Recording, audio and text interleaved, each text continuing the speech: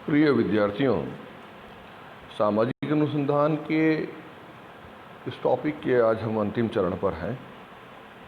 इसलिए आज मैंने यहाँ पर सामाजिक अनुसंधान की विशेषताओं के प्रमुख बिंदु, सामाजिक अनुसंधान के उद्देश्यों के प्रमुख बिंदु और आज का जो हमारा टॉपिक है सामाजिक अनुसंधान की समस्याएं, ये सब एक साथ में आपके सामने मैं प्रस्तुत कर रहा हूँ। क्योंकि अगर ये क्लास आमने सामने की होती तो मैं हर बिंदु को फिर से दोहरा पाता आप लोगों के सामने, आप लोगों को सवाल पूछ पाता, कुछ प्रश्नों के उत्तर दे पाता। क्योंकि ये जो हमारा अध्ययन अध्यापन का जो तरीका है, इसमें अगर टू वे प्रोसेस रहे, हम दोनों इसमें बराबर सक्रिय भाग लें, तभी ये कारगर रूप से सिद्ध हो सकता है। अन्यथा केवल मैं ही बोलूँ और मैं ही बात करूँ और आपकी तरफ से कुछ भी प्रति उत्तर मुझे प्राप्त नहीं हो, तो फिर वो बहुत ज़्यादा फ्रूटफुल नहीं है या उसका कोई औचित्य मुझे नहीं लगता है। इसलिए मैं बार बार आपसे कहता भी हूँ कि मैं आपको जो चीज़ें पूछता हूँ, जितने सारे आप ये सेकेंड ईयर में समाजशास्त्र के विद्यार्थी हैं, अगर कोई गलती से दूसरा विद्यार्थी जुड़ा रहना चाहता है, मैं उसे मना नहीं करता।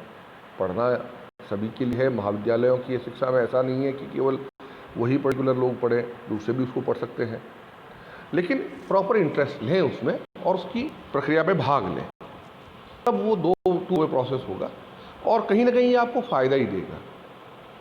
अगर अटेंडेंस के रूप में नहीं भी आप इसको लें तो भी ये नॉलेज के हिसाब से, ज्ञान के हिसाब से कहीं ना कहीं आपको काम ही आएगा, आपकी जानकारी को बढ़ाएगा ही। इसलिए उसमें दोनों में आप भाग लें। आज का जो हम जिस टॉपिक पर बात कर रहे हैं वो सामाजिक अनुसंधान की समस्याओं का है। ये हमारा अंतिम टॉपिक है इसमें।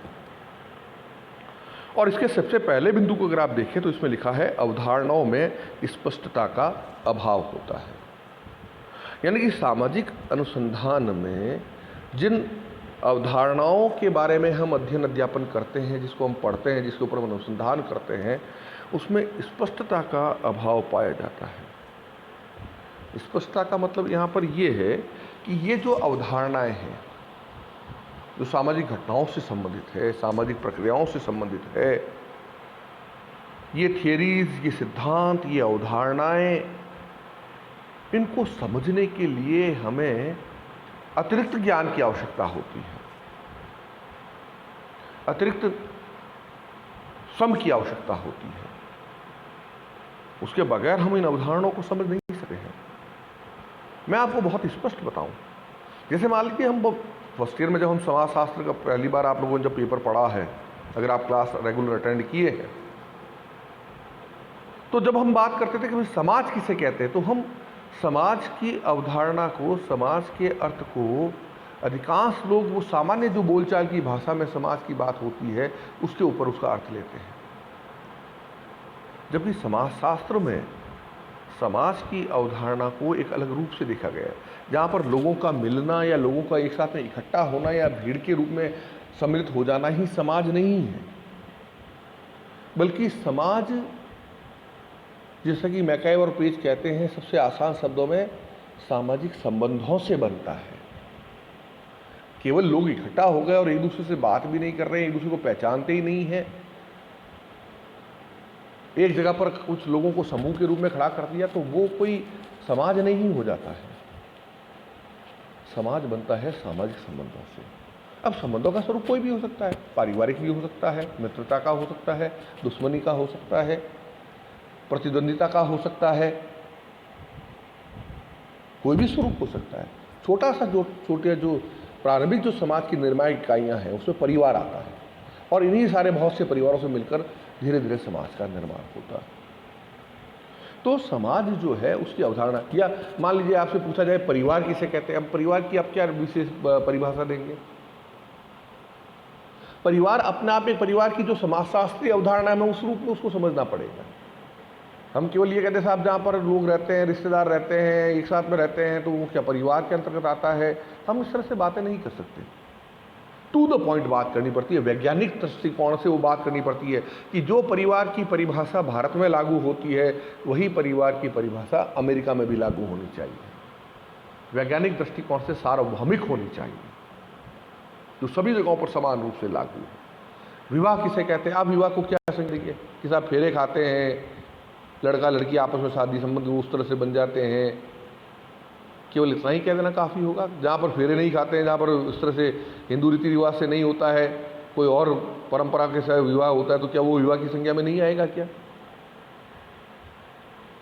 तो ये पर्टिकुलर अवधारणा है। तो अवधारणा यहाँ पर है कि अवधारणा जो है वो स्पष्ट नहीं होती है, उनको समझना पड़ता है। ये एक बहुत बड़ी समस्या है सामाजिक अनुसंधान में, क्योंकि भारत के संदर्भ में तो चलिए फिर भी हम बात कर लेते हैं और उसको समझ जाते हैं, लेकिन किसी विदेशी संस्कृति के बारे में या किसी अन्य संस्कृति के बारे में हम बात करें, उनके पीछे क्या अवधारणा रही है, उनके पीछे उनकी क्या सोच रही है, हम कहेंगे साहब ये तो बिल्कुल गलत है, क्योंकि हम अपने हिसाब से देखते हैं, अपने दृष्टिकोण से देखते हैं। तो ये अवधारणात्मक रूप से बहुत स्पष्टता जो है वो सामाजिक अनुसंधान में हमें देखने को नहीं मिलती है, क्योंकि हम मानव समाज का अध्ययन कर रहे हैं और हर मानव समाज का अपने कुछ कार्यप्रणालियाँ होती हैं, अपने कुछ सामाजिक संबंध होते हैं, अपने कुछ नियम होते हैं। जैसे भारत में हम ये मानकर चलते हैं कि एक उम्र के बाद में बेटे संतानों की शादी विवाह का जो है माँ बाप सोचना शुरू कर देते हैं कि भाई अब लड़की की शादी करनी है या लड़के की शादी करनी है, वो सोचना शुरू कर देते हैं। लेकिन कई ऐसे समाज हैं, विशेषकर पश्चिमी समाजों में, और वहाँ अगर हम जाएँ तो वहाँ उनको ये काम उनका है ही नहीं। एक उम्र के बाद में वो बच्चों को भी कह देंगे भाई जाओ अपने अपने घर बनाओ। क्या हम भारत में इस तरह से सोच सकते हैं क्या? यहाँ तो अगर बच्चा नहीं कमा रहा है, अगर निकम्मा है, घर में बैठा है, कुछ नहीं कर रहा, तो बाप जब तक जीता है तब तक बच्चों को पालता रहता है। या अगर माता पिता बच्चों के दृष्टिकोण से देखें तो विदेशों में वहाँ पर एक उम्र के बाद में वो वृद्धाश्रम में माता पिता को भेज देते हैं या वो अपने आप करते हैं। हमारे यहाँ पर माता पिता को अगर वृद्धाश्रम में भेजने की नौबत आ जाए तो सामाजिक भारी आलोचना का सामना करना पड़ता है और लोग बड़ी थू करते हैं। तो समाज के हिसाब से हमें उन अवधारणाओं को समझना होता है, इसलिए सामाजिक अवधारणाओं को समझने में बड़ी समस्या आती है। तो पहला बिंदु तो ये हो गया। दूसरा, सामाजिक घटनाओं की जटिल प्रकृति। सामाजिक घटनाएं समझना इतना आसान नहीं है, बहुत जटिल प्रकृति है। मैं बहुत से उदाहरण दे सकता हूं इसके संदर्भ में, इसको समझने के लिए। आप कहीं बैठे हैं, दूर से एक लड़का और लड़की निकल रहे हैं सामने से, हंसते हुए बातें करते हुए, बड़े उन्मुक्त रूप से वो व्यवहार कर रहे हैं, एक दूसरे हंसी मजाक कर रहे हैं। उन दोनों के बीच में क्या रिलेशन है, हम बैठ जाएं यहाँ पर, दूर बैठ कर दें, सोचें और लोगों को कहें कि आप इसका एनालिसिस कीजिए, उस पर बताइए उनके क्या रिलेशन है। हर आदमी अपने दृष्टिकोण से सोचता है, हर व्यक्ति अपने हिसाब से देखेगा, सोचेगा। गलत या सही जो भी है, ये गलत सही हमें कौन बताता है? हमारा समाज बताता है। सामाजिक घटना इतनी आसान नहीं है, उनको समझना इतना आसान नहीं है। ये तो लड़का लड़की तो खैर मैंने एक उदाहरण दिया आपको, वरना अगर हम इस चीज़ को सोचें कि भारत में क्यों माता पिता इस तरह से करते हैं या संतानें क्यों इस तरह से वो करती हैं, तो इसको समझना क्या इतना आसान है क्या? हम जाति प्रथा की बात करते हैं, घूंघट प्रथा की बात करते हैं। भारत में घूंघट प्रथा क्यों है? ये प्रथा सामाजिक एक प्रकार की घटना है। कहाँ से प्रारंभ हुई, क्यों हुई, इतना आसान है उसको हटा पाना, या हट रही है? वो धीरे धीरे हट रही है, परिवर्तन आ रहा है। तो ये परिवर्तन भी जो आ रहा है, तो इस परिवर्तन को भी आप देखिए, ये कोई रातों रात होने वाला परिवर्तन नहीं है, इसमें बहुत समय लगेगा। आज भी ग्रामीण परिवेश में, जहाँ पर अधिकांश लोग हम ग्रामीण परिवेश के रहने वाले हम लोग हैं, हम लोगों की सोच में इतना बदलाव आई नहीं। हम भले ऊपर से कपड़े बदल लिए हैं, लेकिन हमारी सोच आज भी हमारी उसी पुरातन जो हमारी परंपरा है या वो जो है कूप मंडूकता है, उससे हमारी जुड़ी हुई है। हम उसी रूप में सोचते हैं आज भी। हम अभी अपने आप को भले कितना ही मॉडर्न कह लें, इक्विपमेंट या कोई साधन मॉडर्न काम में लेने से, हाथ में स्मार्टफोन रखने से कोई आदमी आधुनिक नहीं हो जाता। सोच में वो चीज़ हमारे आने अभी बहुत समय लगेगा उसको। तो सामाजिक घटनाएं जो है बहुत जटिल प्रकृति की होती है। हालांकि धीरे धीरे भारतीय समाज में भी बहुत परिवर्तन हो रहा है, लेकिन ये परिवर्तन भी तो उसको भी तो समझना अनिवार्य है ना कि ये परिवर्तन क्यों, किस रूप में हो रहा है, रिलेशन किस तरह से बदल रहे हैं, परिवर्तन किस रूप में आ रहे हैं हमारे, इन सबको हमें देखना पड़ेगा, हमें समझना पड़ेगा। तो सामाजिक घटनाओं की एक जटिल प्रकृति है। हालांकि अगर कोई ढंग से सामाजिक अनुसंधान करता उसको पढ़े तो ये बहुत ज़्यादा समस्या नहीं हो सकती है, लेकिन फिर भी सामाजिक घटनाओं को समझना इतना आसान नहीं है। तीसरा बिंदु है, वस्तुनिष्ठता या वैश्विकता प्राप्त करने में कठिनाई आ सकती है। वस्तुनिष्ठता या वैश्विकता विज्ञान की, अनुसंधान की सबसे बड़ी शर्त है, सबसे इंपॉर्टेंट शर्त है। वस्तुनिष्ठता का मतलब होता है जैसी वस्तु दिखाई दे वस्तु के प्रति निष्ठावान होना, या जो जैसा विषय है उसको उसी रूप में रखना। अगर हमने शरीर की किसी हिस्से की जांच की, उस जांच में क्या रिपोर्ट आई उसको एज इट इज दिखना जैसी रिपोर्ट आई है, तभी तो वो सही होगा, तभी तो उसका सही डॉक्टर इलाज करेगा। ब्लड रिपोर्ट सामने गई, ब्लड रिपोर्ट जैसी है वैसी अगर वो देगा तभी तो वो सही इलाज हो पाएगा, वरना इलाज कैसे होगा? अगर वो गलत लिख देगा तो गलत उसका इलाज ही नहीं हो पाएगा। वैसे ही सामाजिक घटनाओं को भी जैसी दिखाई देती है, जैसी हमें समझ में आती है, उसको वैसे ही लिखना, उसको वस्तुनिष्ठता कहते हैं, उसको वैश्विकता कहते हैं। लेकिन कई विद्वान इस बात का दावा करते हैं कि वस्तुनिष्ठता जो है, वैश्विकता जो है, वो सामाजिक अनुसंधान में इसलिए नहीं आ पाती है क्योंकि हम मानव समाज का अध्ययन कर रहे हैं, और अध्ययन करते वक्त हम कहीं ना कहीं उस मानव से या उस मानव संगठन से या मानव समूह से प्रभावित हो सकते हैं, सकारात्मक रूप से भी और नकारात्मक रूप से भी। मान लीजिए हम वहाँ पर गए, कहीं पर अनुसंधान करने के लिए, किसी घटनाक्रम का हम करने गए, वहाँ के लोगों ने हमें ढंग से हमसे बात नहीं की, हमें प्रॉपर रेस्पॉन्स नहीं दिया, हमारा तिरस्कार किया, तो हमारे मन में आ जाए अच्छा बहुत ज़्यादा अपने आपको होशियार समझते, देखो ढंग से बात ही नहीं, तो यहाँ पर आए हैं और ये कर रहे हैं, वो तो हमारी सोच वैसी हो जाएगी। और नकारात्मक रूप से भी हम वो जो चीज़ सही हो रही होगी उसको भी हम अपने हिसाब से लिखना शुरू कर सकते हैं, सोचना शुरू कर सकते हैं। और कोई बहुत ज़्यादा प्रभावित हो गया, सकारात्मक रूप में बहुत आवभगत हो गई हो, अरे बहुत बढ़िया आदमी देगा और ज़बरदस्त मामला हो गया, तो कहीं ना कहीं हम उससे प्रभावित हो सकते हैं। या हमारी सोच जो है वो हमें, हमारा पूर्वाग्रह वो हमें ये इस चीज़ को, जैसे मान लीजिए अवलोकन कर रहे हैं हम किसी घटना का, आगे अवलोकन का शब्द भी आएगा, अवलोकन पूरा टॉपिक आएगा, और हमारी सोच ये है कि अगर बेटा जो है वो बाप के सामने ज़ोर ज़ोर से बोल रहा है और गुस्से में जवाब दे रहा है, ये तो हमारे संस्कार हमें ये कहते हैं कि ये इसका मतलब सीधी सा एक मतलब है कि लड़का अच्छा नहीं है, तो जो अपने बाप का नहीं हुआ वो यार वो हमारा क्या होगा, हमारी सोच पहले से निर्धारित है। या जो व्यक्ति घर में यार इस तरह का बकास आदमी है, वो बाहर क्या काम करता होगा, हमने पहले से एक सोच बना रखी है। तो ये जो हमारी सोच है ना, जो हमारा पूर्वाग्रह है, उनको हमें देखना पड़ेगा। हम नेताओं को भी उनके चरित्र के आधार क्या यार उसके तो ये है और उसके वो, अरे भैया आप उसको ये देखो कि राजनेता के रूप में, एक मंत्री के रूप में, एक प्रशासक के रूप में, एक अफसर के रूप में वो व्यक्ति क्या काम कर रहा है अपने ऑफिस में, जो उसको काम दिया गया है, आप उसको देखिए। वो अपने घर में क्या कर रहा है, वो उसका पर्सनल रिलेशन कैसे है, उसका क्या नहीं है, क्या, उससे हमें क्या लेना देना है। लेकिन हम इन चीज़ों से प्रभावित हुए बिना नहीं रह सकते। तो ये जो वैश्विकता या वस्तुनिष्ठता है, ये प्राप्त करने में बहुत बड़ी समस्याएं और बड़े बड़े विद्वानों के साथ में हुई है।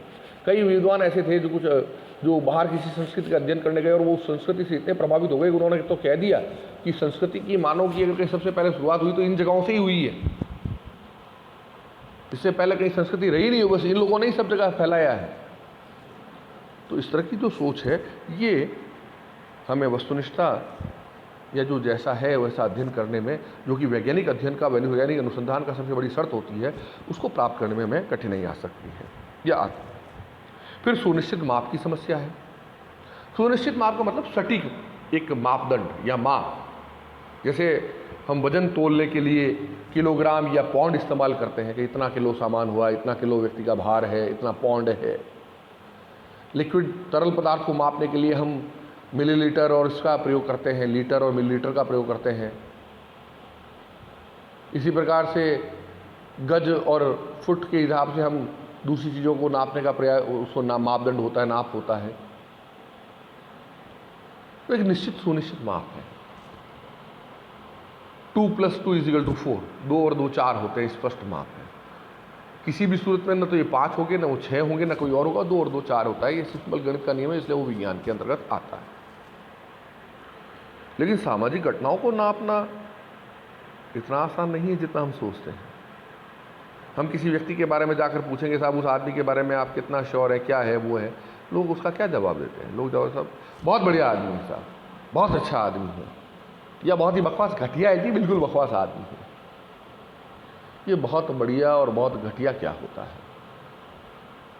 ये सब गुणात्मक बातें हैं जो गुण को बताती है, गणनात्मक नहीं है। वो ये नहीं कह सकता कि 70% अच्छा है या 33.4% तो अच्छा है, बाकी परसेंट वो बुरा है। इसको हम कैसे मापते हैं? हालांकि अब मापन की विधियां हो चुकी हैं और हम कई अलग प्रकार की स्केलिंग टेक्निक और दूसरी विधियों को, सांख्यिकी विधियों को काम में लेकर गुणात्मक चीज़ों को गणात्मक रूप में बदलते हैं, लेकिन फिर भी बहुत सी बातें हैं जिनको हम नहीं कर पाते हैं। जैसे उदाहरण के तौर पर एक सुनिश्चित माप की समस्या बताऊंगा आपको।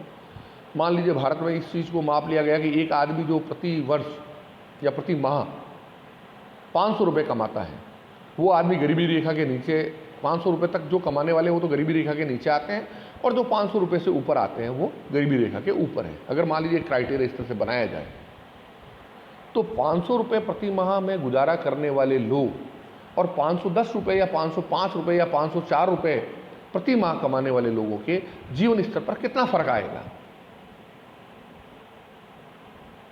मैं जहां तक समझता हूं कुछ फर्क नहीं आएगा। लेकिन एक को हम गरीबी रेखा के नीचे मान रहे हैं और दूसरे को गरीबी रेखा से ऊपर मान रहे हैं। ये आंकड़ों का खेल है। क्या इन आंकड़ों से हम उस व्यक्ति की वस्तु स्थिति का पता, उसको ठीक कर सकते हैं? हम नहीं कर सकते। तो इसलिए कहने का तात्पर्य मेरा यहाँ पर यह है कि सुनिश्चित माप की बड़ी समस्या आती है, क्योंकि हम गुणात्मक रूप से सामाजिक अनुसंधान में या समाज के विभिन्न अनुसंधानों में सामाजिक घटनाओं को समझने में हमें गुणात्मक उत्तर ज़्यादा मिलते हैं, और उन गुणात्मक उत्तरों को हमें एक निश्चित माप देना ताकि उसमें वैज्ञानिकता लाई जा सके, वैज्ञानिक रूप से उसको समझाया जा सके, वो बहुत अनिवार्य, बहुत मुश्किल काम है। जैसे मान लीजिए कि भाई वो तो कितनी है कि भाई वो तो आज मैंने बहुत लंबा सांप देखा, या आज बहुत सर्दी है, या आज बहुत गर्मी है।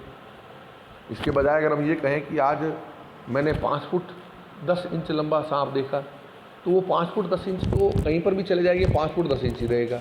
या आज इतना टेम्परेचर है, इतनी ह्यूमिडिटी है, तो निश्चित एक उसका माप होगा। उसी प्रकार से सामाजिक घटनाओं का भी निश्चित माप करना एक बहुत बड़ी इसकी समस्या के अंतर्गत आता है।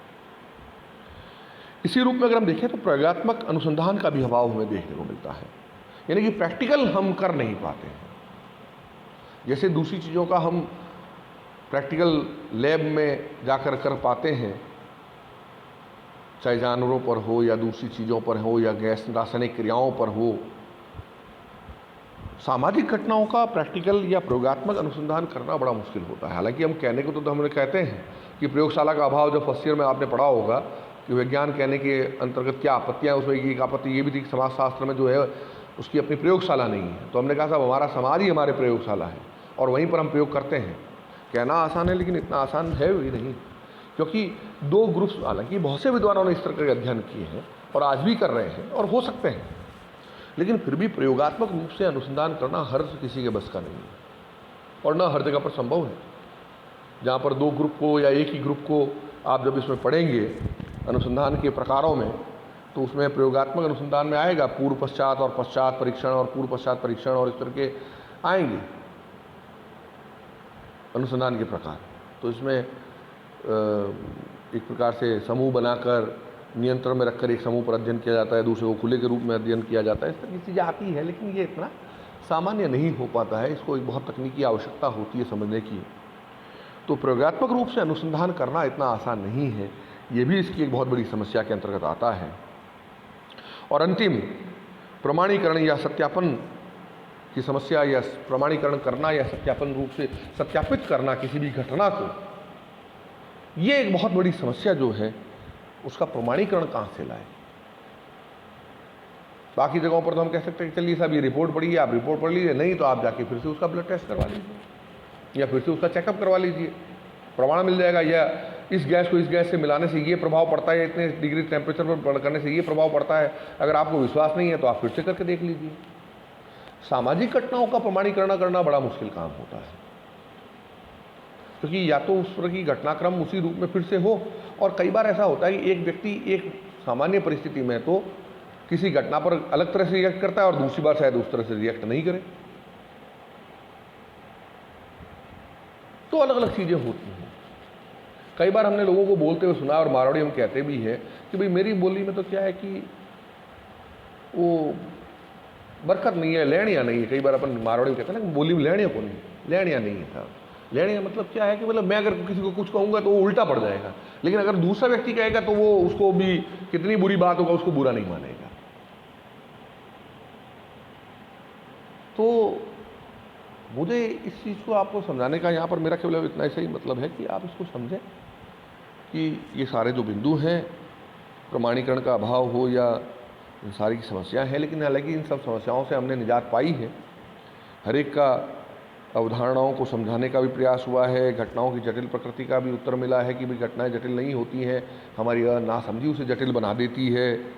वस्तुनिष्ठता लाई जा सकती है, सावधानीपूर्वक अध्ययन करने पर सुनिश्चित माप भी हो सकता है। वैज्ञानिक पद्धति में या सामाजिक अनुसंधानों में, चाहे गणनात्मक पद्धति काम में लें या अन्य काम लें, वहाँ हो सकता है।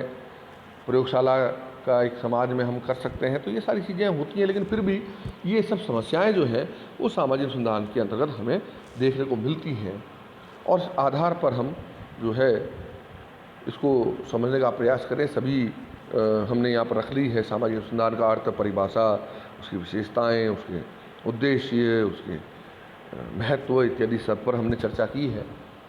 तो आज ये टॉपिक हमारे यहाँ पर ख़त्म होता है। कल हम अपने नए टॉपिक पर बात करेंगे, जिसका कुछ पहले लिखित कुछ पार्ट में आप लोगों को आपके इस ग्रुप में उपलब्ध करवाऊंगा। पहले आप उसको पढ़ें, उसके बाद में मैं अपना लेक्चर जो है उस पर डाउनलोड करके आपको लेक्चर उसका रिकॉर्ड करके आपके अपलोड कर दूंगा आपके इस ग्रुप में। मेरी यही आशा है कि आप इसको पढ़ें, सुने और ये समझें कि आपकी निरंतर क्लास हो रही है, क्योंकि आप लोगों ने फीस वगैरह भर दी है, और जैसा कि अधिकांश लोगों ने भर भी दी है। मुझे पता है कि कितने लोगों ने फीस भर दी है, एक रिकॉर्ड हमारे यहाँ पर उपलब्ध है। तो आप लोग इसको निरंतर अपनी क्लास के रूप में इसको लें, पढ़ें, और अगर आपको कोई समस्या हो तो मेरे व्हाट्सएप ग्रुप पर, मेरे व्हाट्सएप पर आप अपनी समस्या को भेज सकते हैं। मैं आपको उसका समाधान करके अवश्य उत्तर दूंगा। आज के लिए इतना ही काफ़ी है। धन्यवाद।